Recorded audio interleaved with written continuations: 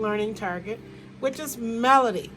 And of course, the learning target is I can describe melody as high sounds and low sounds in music. And in Spanish, that would be la música. La música means music.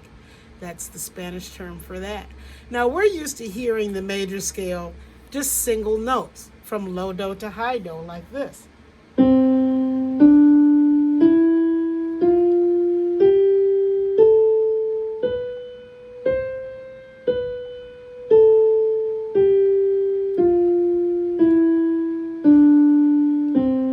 So that would be a single note, one note at a time. But when you first heard me play, I put chords, other notes, but you can still hear that melody on top. This time I'm going to sing, and you sing along with me while we go up the scale and back down, and see if you can sign as we go. So I'm not going to show you the signing because I'm going to be playing the piano, but you can sing along, sing and sign along, okay? Ready and go. Do, re, mi, fa, sol, la, ti, do, ti, ru, sol, fa, mi, re, do. Now we're going to do it one more time. This time I'm going to just play and you sing it on your own. That's your starting note. That's the low do. 1, 2, ready and sing.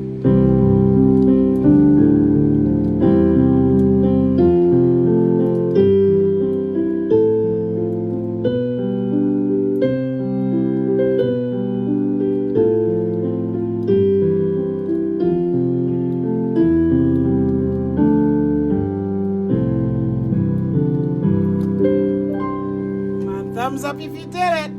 So you can rate yourself. If you got all of the notes right, then you can give yourself a 4. If you've got most of the notes right, give yourself a 3.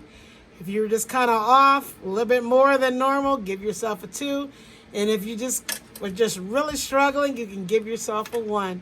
But that's okay. We are going to spend more time practicing the scale.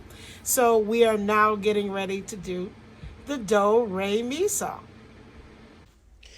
The Do, Re, Mi song is one of the more popular songs from the musical The Sound of Music. And in this scene, Maria is trying to come up with a song that the kids can sing for Baroness Schrader.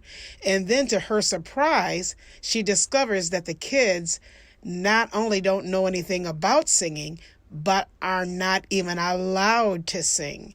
And so this is the quickest way that she can get them to discover their singing voices. At the very beginning, a very good place to start.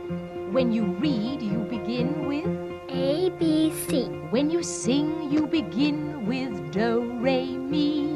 Do, re, mi. Do, re, mi. The first 3 notes just happen to be do, re, mi. Do, re, mi. Do, re, mi, fa, sol, la, ti.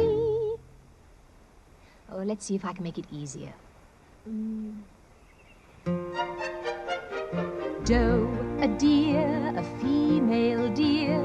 Re, a drop of golden sun. Mi, a name I call myself. Fa, a long, long way to run.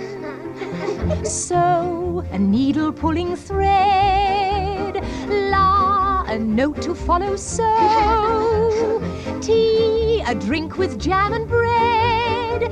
That will bring us back to do. Oh, oh, oh. Do!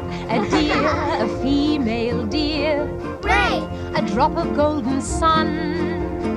Mi! A name I call myself.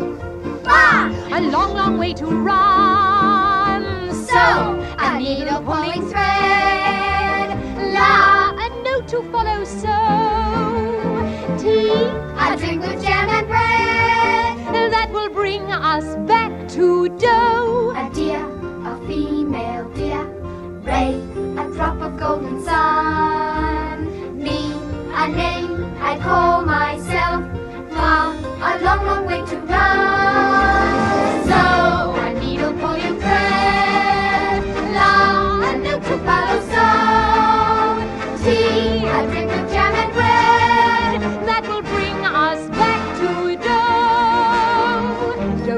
fa, sol, la, ti, do, so, do. So what would this actually look like in an actual piece of music on the staff? Remember, we talked about the staff being 5 lines and 4 spaces. So do that with me. E, G, B, D, F. And in between, we have spaces.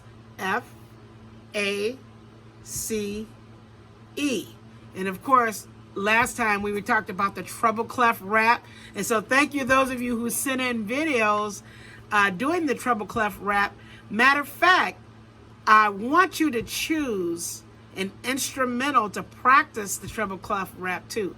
You can just look on YouTube, anything that's instrumental, your favorite song that's an instrumental, and keep practicing that.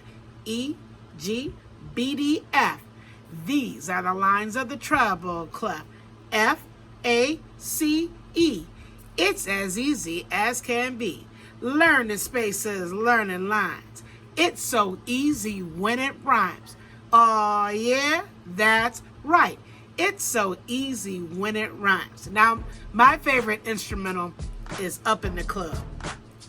That to me was the sweetest hip hop beat of all time. Now you can debate me. Matter of fact, put on Seesaw what your favorite beat is. It doesn't even have to be hip hop. It could be pop.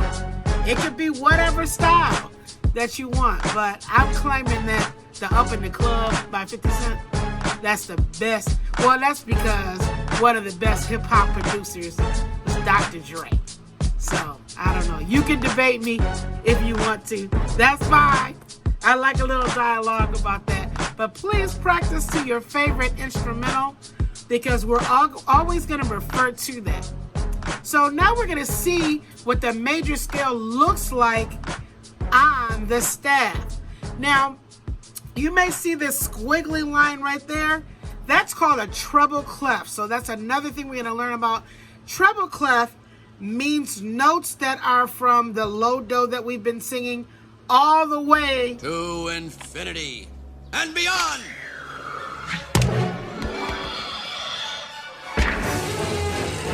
The notes keep going and the scale keeps repeating even past the high do. So any note that is right there at the low do on up is referred to as the treble clef. That's the treble clef. So that's why you see that treble clef right there. And matter of fact, let me show you a cool picture of a roller coaster that was designed in the shape of a treble clef. Check this out. Isn't that cool? So I'm just wondering if the engineer probably was a musician. Had to be. So now we're going to see what these notes look like on the staff. Flat out. There they are. So you can see that it's still like an upwards staircase motion, except now we have the actual letter names of the notes on the staff. But not only that, but I did still put the solfege tones underneath that. And so we are going to be learning about 2 of those notes in the next lesson. But I want you to get used to seeing these notes on the staff. So again, you can create melodies for songs that are from the major scale. Now, Oliver said that he likes the Rockstar guitar. So you run it through an effect that creates what's called distortion, like this.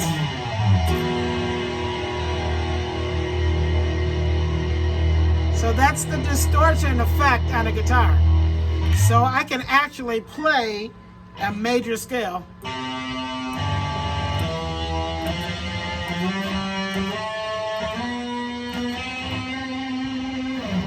So I can play scales or other popular songs like most rock and roll riffs. These are called power chords.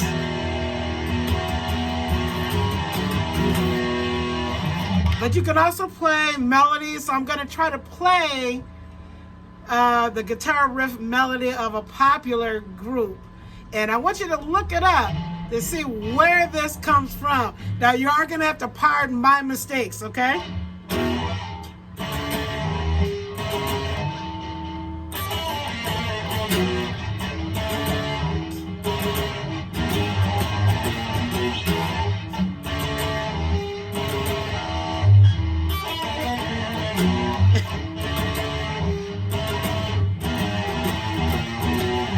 Now that was rather sloppy, but I think that you could probably make out what I was trying to play. But again, you can do melodies on the guitar. So this is an example of the rock star guitar, or people call it distortion. So now, if I turn that effect off, I'm going to turn the distortion effect off, because guitars don't naturally sound like that. So this would be the sound of the guitar without that effect on. So, and of course I have to pardon because my guitar is not in tune. So this is without that effect on. Now if I turn that effect on, that's what creates that.